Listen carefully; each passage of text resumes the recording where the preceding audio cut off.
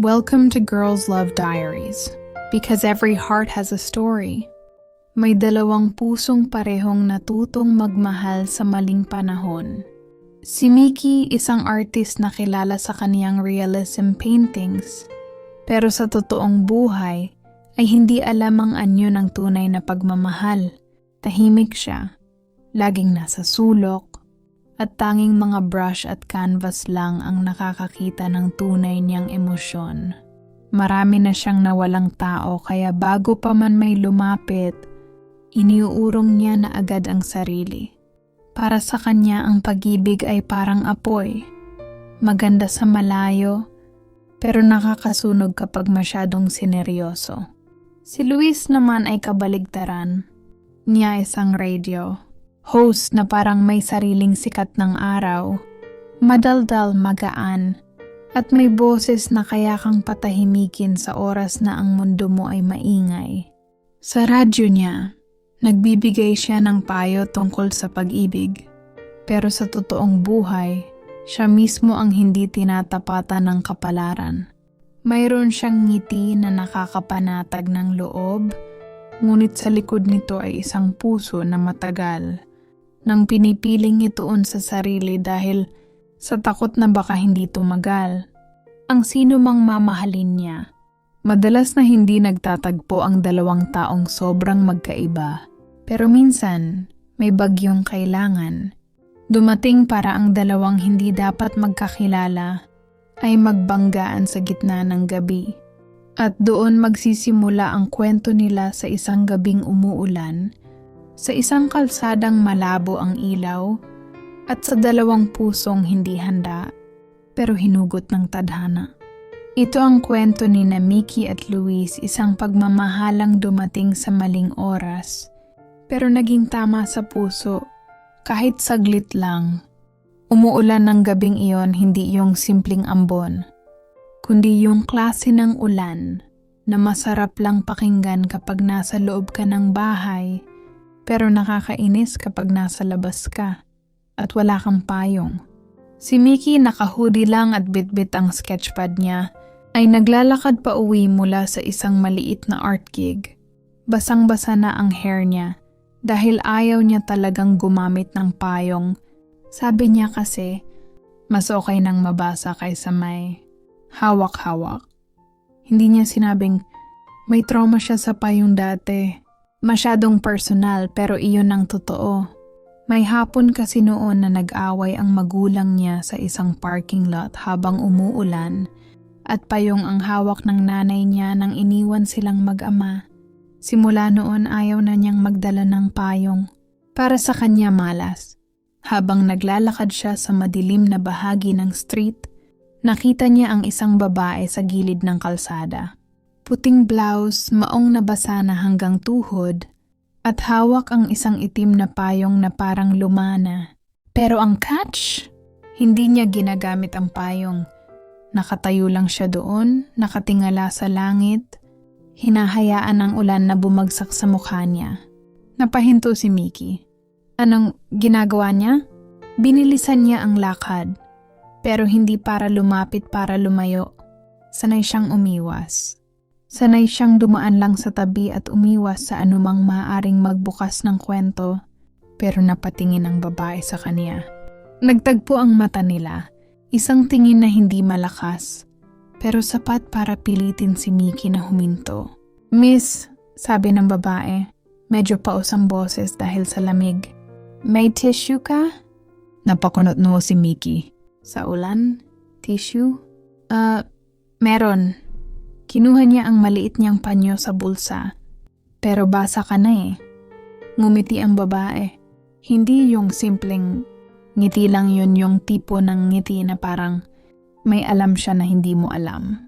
"Kahit basa, kailangan ko lang punasan to." Itinuro niya ang mata niya. At doon lang napansin ni Mickey. Umiyak siya, hindi dahil sa ulan, hindi dahil malamig, hindi dahil basa.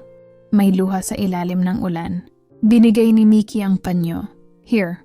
Imbes na kunin, tinitigan siya ng babae. Tapos na akong umiyak. "Pero salamat." "Okay," sagot ni Mickey.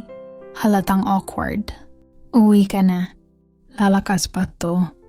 Ngumiti ang babae, mas malambot ngayon. Hindi naman ako takot sa ulan. Bumaling si Mickey. Ako rin. Pero takot kang tumingin sa mata ko, sagot ng babae. Parang napako si Mickey.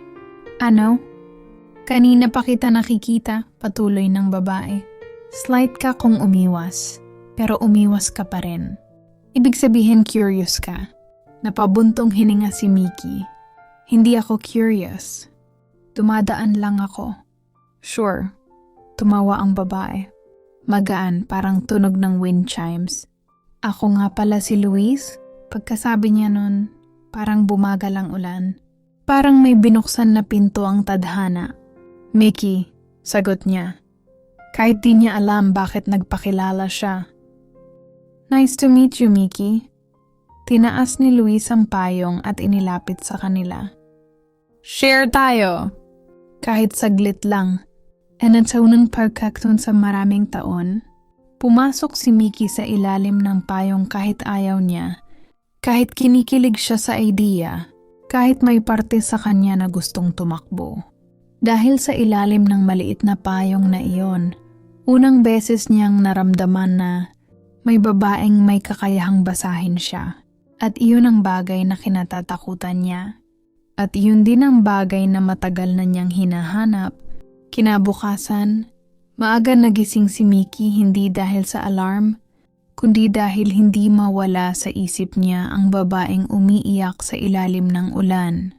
Ilang beses niyang tinanong ang sarili kung bakit niya inalala si Luis. Hindi naman sila close, hindi naman niya kilala, pero may kung anong tumatak sa kanya.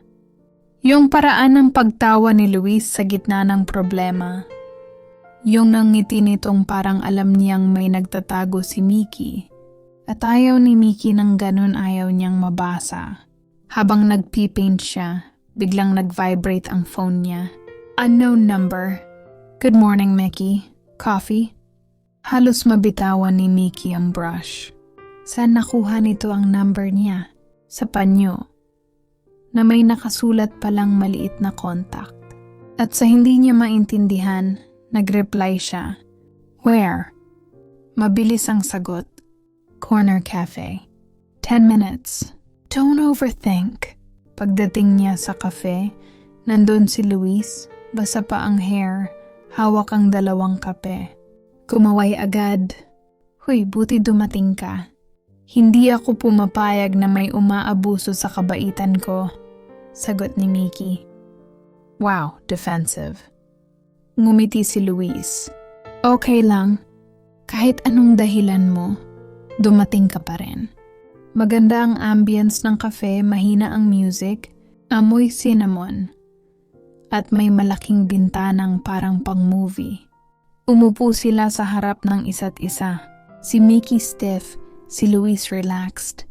Bakit ang aga mo gising? Tanong ni Mickey. Hindi ako natutulog ng mahaba. May insomnia. Same. Nagtagpo ulit ang mata nila. At doon nagsimula ang hindi nila maipaliwanag, para bang pareho silang nasanay. Mabuhay ng mag-isa, pero sa weird na paraan, komportable silang nakaupo sa harap ng isa't isa. Tahimik pero hindi awkward. Magaan pero may bigat. Pag-alis nila ng cafe, umuulan na naman. Napatingin si Mickey sa langit. Ulan talaga palagi? Tumawa si Luis. Siguro sign. Sign na ano? Na may kailangan tayong 2 na maintindihan. Hindi sinagot ni Mickey. Pero sa loob niya may kumislot. At sa pangalawang araw, hindi pa niya alam na simula na yon ng sunod-sunod na pagkalunod. Lumipas ang ilang araw. At halos araw-araw silang nagkikita, minsan sa cafe, minsan sa park, minsan sa random na lugar na trip puntahan ni Luis. Hindi nila pinag-usapan ang personal na bagay. Wala pang past relationships. Wala pang trauma. Wala pang lalim. Pero habang tumatagal, nararamdaman ni Mickey ang isang bagay na kinatatakutan niya, nagiging routine si Luis sa buhay niya. Isang gabi hindi siya makatulog. Binuksan niya ang studio lights at kinuha ang pinakamalaking canvas. At doon niya na-realize, alam na niya ang mukha ni Luis. Ang ngiti, ang ayos ng kilay, yung way ng pagtawa, at lalo na ang mga mata. Habang binabasa niyang muli ang mga brush stroke, napahinto siya. Bakit ko pinipinta to? Hindi ko naman kailangan. Pero hindi niya matigil. Parang nasa canvas ang mga salitang hindi niya kayang sabihin. And sa unang pagkakataon, natakot siya. Hindi dahil kay Luis, kundi dahil sa sarili niya. Guest ka sa show ko, sabi ni Luis isang gabi habang kumakain sila ng lugaw. Ayoko. Bakit? Hindi ako comfortable. Ako comfortable sa'yo, okay na yon. Hindi siya kinaya ni Mickey. Sige na nga. Kinabukasan pumasok siya sa radio booth. Tahimik, malamig, mabango. At doon, narinig niya kung gaano ka-soft ang boses ni Luis kapag trabaho na. Tonight, sabi ni Luis on air, may special guest ako. Someone who reminds me that even quiet people have the loudest minds. Napatingin si Mickey agad. Hindi ako yun, bulong niya. Tigil-tigilan mo ko, sagot ni Luis off mic. Naging maganda ang usapan nila. Natural. Parang hindi live.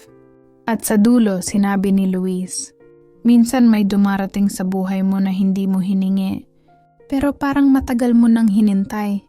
Hindi pinangalanan. Pero alam ni Mickey kung sino ang tinutukoy. At yun ang nakakatakot. Pumunta sila sa baybay ng ilog dahil sabi ni Luis may fireworks daw. Nang sumabog ang unang liwanag sa langit, nagulat si Mickey nang biglang hawakan ni Luis ang kamay niya. Hindi romantiko, hindi clingy, hindi sa pilitan. Natural, warm, comfortable. Malamig, sabi ni Luis. Hindi totoo. Mainit ang gabi, pero hindi niya binitawan. At sa unang beses, hindi rin binitawan ni Mickey. Sa apartment ni Luis, bigla itong nagplay ng slow instrumental. Tayo, sabi niya, nakalahad ang kamay. Ano to, movie? Tara na, wag mo akong papahiya. At sumayaw sila. Mabagal. Parang walang oras. At habang nakasandal ang noo ni Luis sa balikat ni Mickey, naramdaman niya ang kalma. Isang kalmang hindi na niya naramdaman mula pagkabata. At doon niya piniling huwag munang pag-isipan kung bakit. Ito ang problema. Kapag mas nagiging malapit, mas natatakot si Mickey.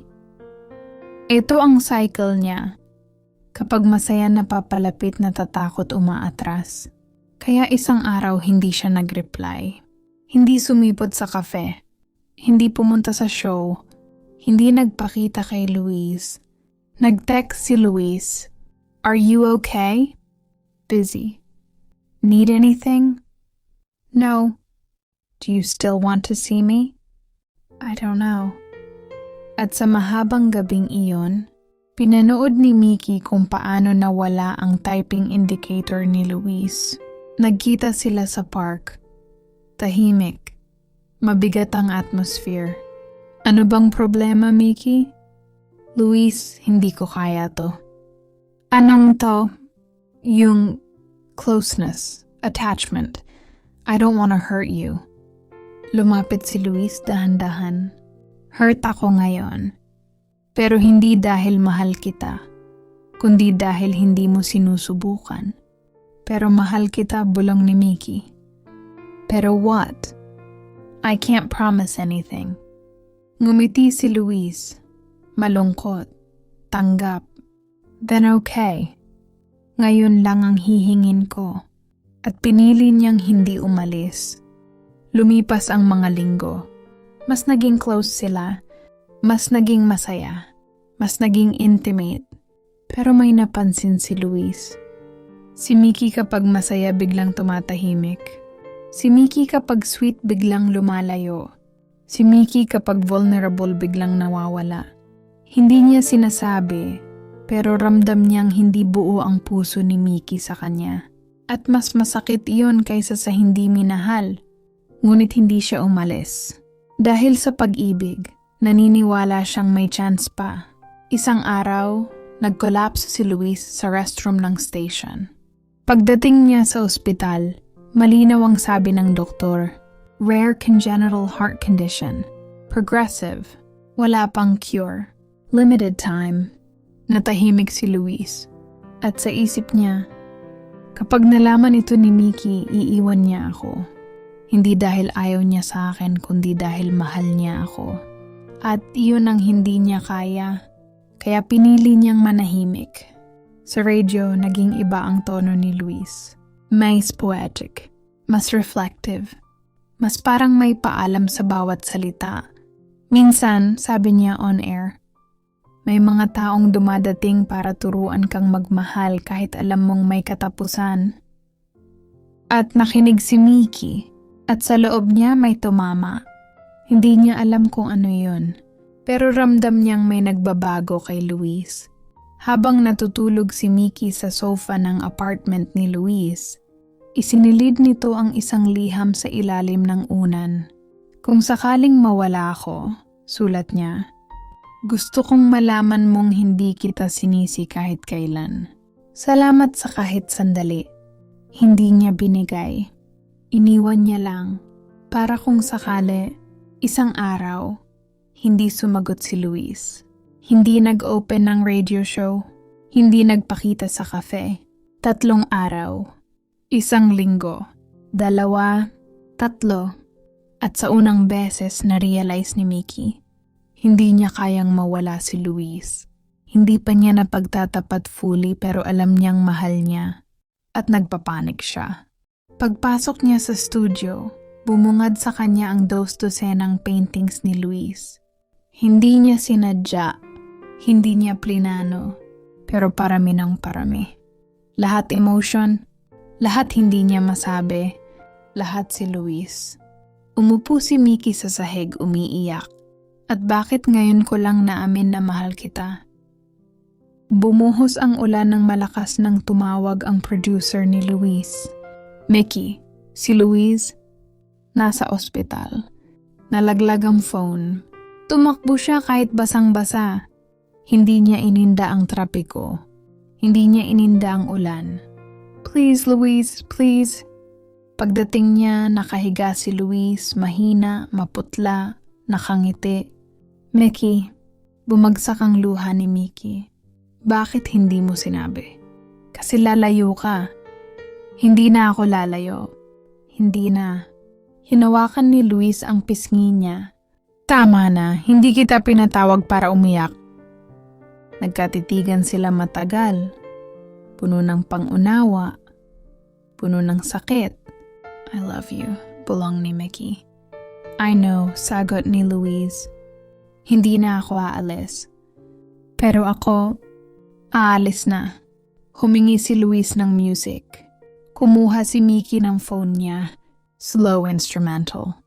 Hinawakan ni Luis ang kamay ni Mickey. Sayaw tayo, isa pa. Kahit nakakakabit siya sa maraming tubes, tumayo siya. Inalalayan siya ni Mickey. At sumayaw sila. Mahina. Mabagal. Pero buo. Hanggang unti-unting lumiit ang lakas ni Luis. Hanggang napahawak siya sa balikat ni Mickey. Hanggang naramdaman niyang humina ang katawan niya. At habang nakasandal si Luis sa dibdib niya, biglang napatingala si Mickey. Luis? Pero nakapikit na siya. At hindi na bumitaw ang kamay. Kinabukasan, sa kwarto na puno ng puti at katahimikan, naroon ang katawang hindi na gumagalaw. Si Mickey, basang-basa ang mukha sa luha. Hawak ang kamay ni Luis. Kahit saglit lang sana, bulong niya. Kahit mas matagal ka sana. Pero tapos na. Ilang buwan ang lumipas. Balik sa normal ang mundo. Pero hindi si Mickey. Isang gabi, umupo siya sa harap ng mikropono ng station. Binuksan niya ang switch. At nagsalita, "Tonight, for the woman who taught me how to stay even when I'm scared." at binasa niya ang liham ni Luis. On air, buo, walang edit. At ang buong lungsod ay nakinig sa isang pag-ibig na hindi nakahingi ng forever pero naging forever sa mga pusong nakarinig taon ang lumipas. Bumisita si Mickey sa punto ni Luis, bit-bit ang maliit na canvas. Nakaupo siya doon, tahimik, pero hindi malungkot kundi puno ng pasasalamat. Kahit saglit lang, Luis, bulong niya. Binago mo ko. At inilagay niya ang bagong painting. Si Luis nakatawa kumpleto malaya. At sa diary ni Mickey, huling pahina nakasulat, hindi man naging atin ang habang buhay, pero ang pagmamahal mo ang pinakatagal kong dadalhin. Minsan hindi sinusukat ng haba ang tibay ng pag-ibig kundi kung paano nito binago ang dalawang pusong nagtagpo sa maling oras. Si Mickey at Luis ay hindi nagkaroon ng forever, pero nagkaroon sila ng sandaling mas totoo kaysa sa lahat ng taon na pinagkait sa kanila. Sa bawat patak ng ulan, bawat pintang naiwan, at bawat salitang hindi nasabi, may isang pag-ibig na natutong hindi matapos kahit wala na ang taong pinanggalingan.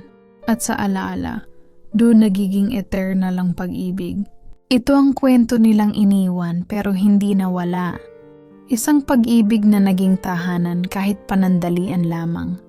Isang kwento ng dalawang babaeng natutong magmahal sa gitna ng takot, sakit at katapusan at nag-iwan ng marka na hindi mabubura. Hindi lahat ng nagtatapos ay nauubos. May ibang nawawala para manatili